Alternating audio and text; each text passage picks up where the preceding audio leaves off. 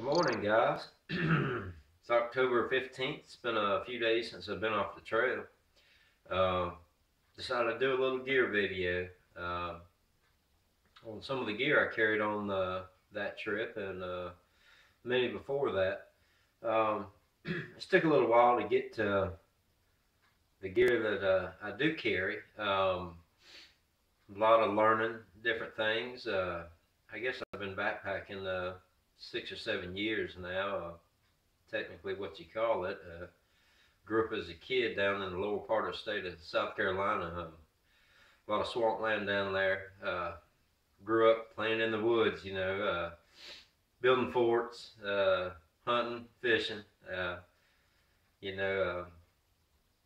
course, I got out of it for a while, moved to the upstate, and decided to get back out in the woods, probably about 5 or 6 years ago.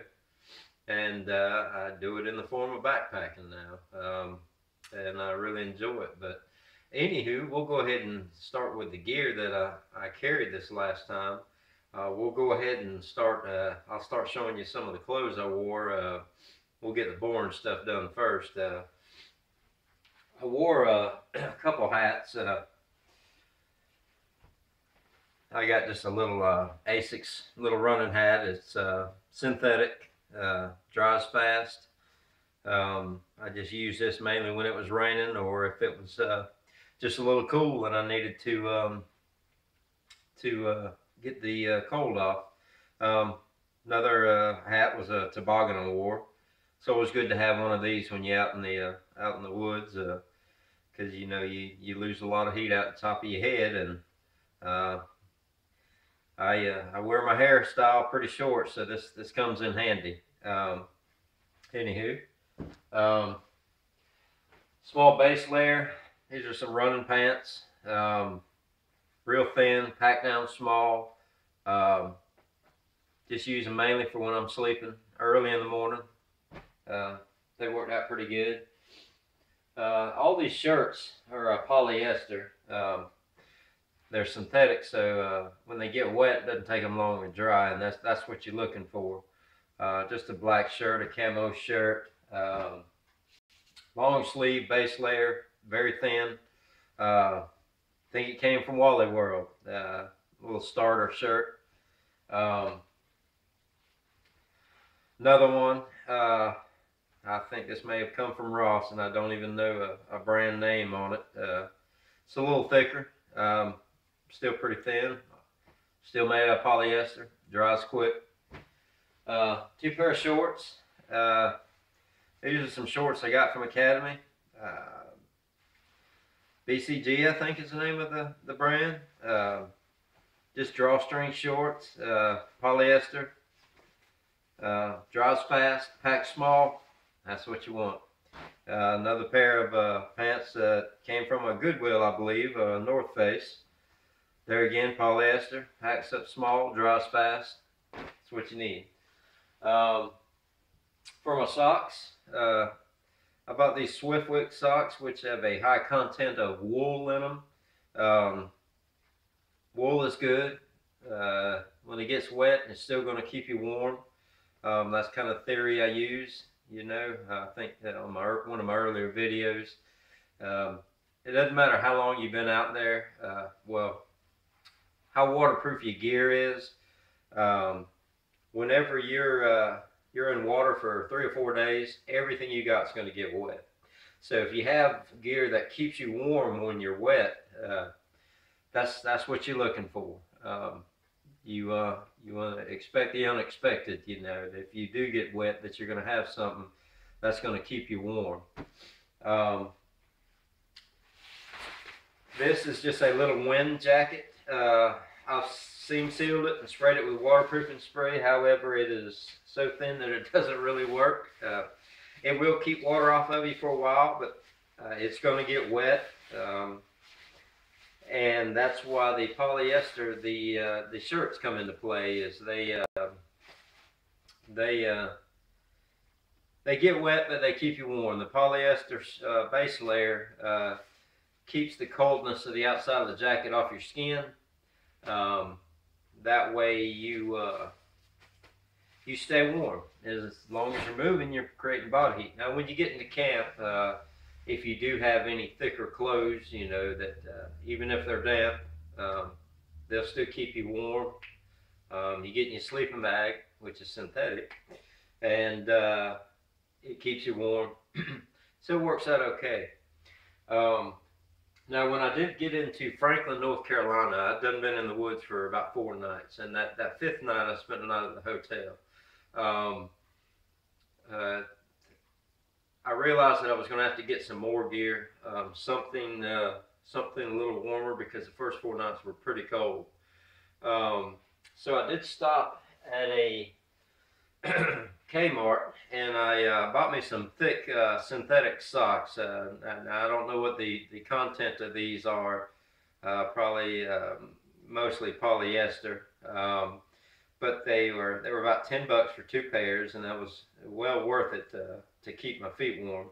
They also I wear sandals when I hike, and you know that the padding really helped out on that. So that was a good buy. I did run into a Goodwill, picked up a fleece shirt and a pair of fleece gloves. I think I spent $5. Best $5 in the world. So that helped keep me warm. I also bought a fleece sleeping bag, and the reason behind that is because, like I say, it was very cold. That fleece extra liner really helped, and I'll show you my sleeping bag here next.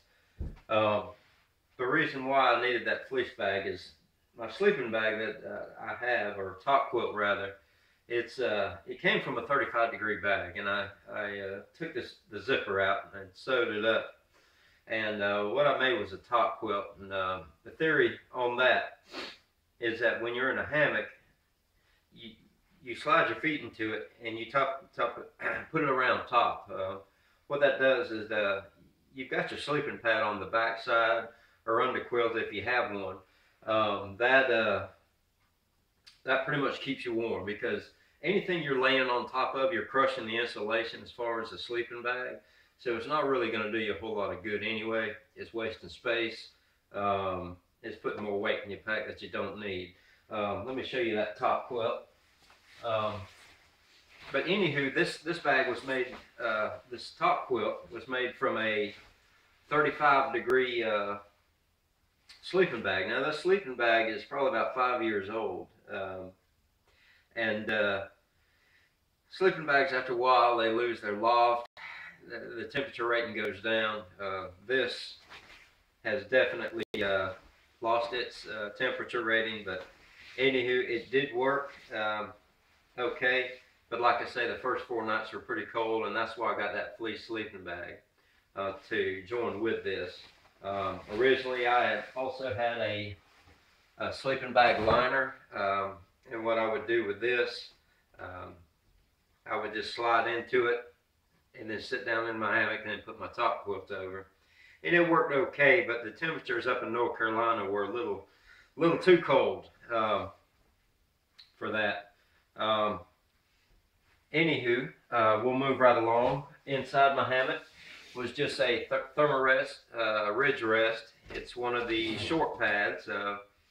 You don't really need a long pad unless it's freezing cold weather. The short will take the cold off of your body from, you know, approximately there to up near your shoulders, and that's all you need, because that's where most of your weight's sitting at in your hammock. My backpack. This is a High Sierra, I think is a brand name backpack.